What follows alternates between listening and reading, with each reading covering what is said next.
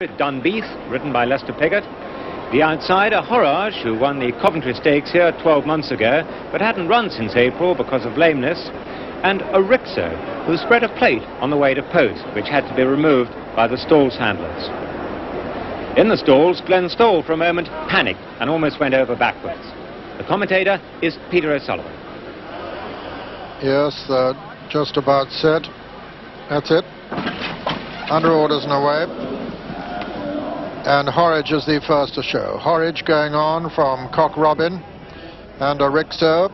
Behind them, Muscatite, Dunbeath, then Ptolomeo and Glenstall, the back marker, and Horage making it.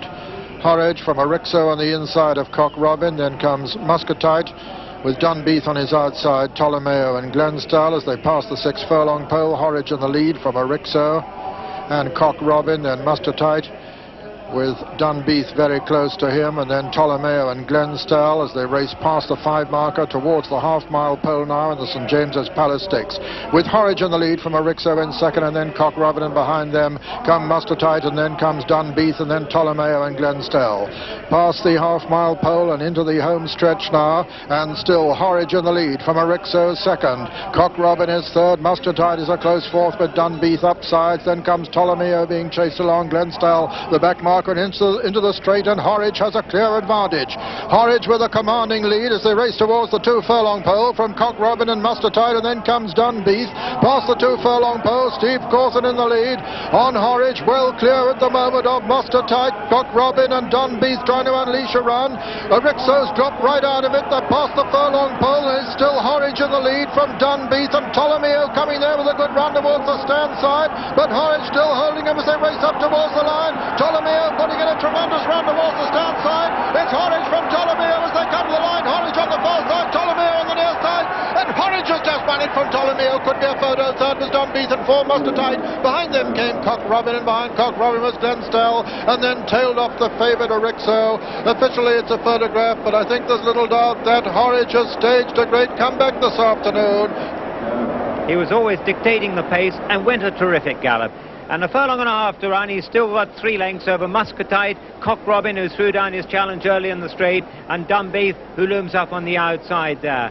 And last to challenge, 5th now, but just making his ground on the outside, is Ptolomeo, ridden by Greville Starkey, who has 8 lengths to make up with just over a furlong to run. Now Horage is coming to the end of his tether. He changes his legs, gets very tired indeed. Steve Cawthon riding for all his worth, at the same time trying to keep him together, and at this point it looked as though Ptolomeo might just have the speed to come and wear him down. But this horse, courage has always been his strongest suit. He showed it last year in the Coventry Stakes, and he's shown it again here, holding on to win a famous race by about a neck from Ptolomeo in second and Dunbeath third. So a marvellous triumph that for trainer Matt McCormack, who got Horage fit again in the nick of time. I asked him how he'd come to be lame. At Thirsk he didn't finish.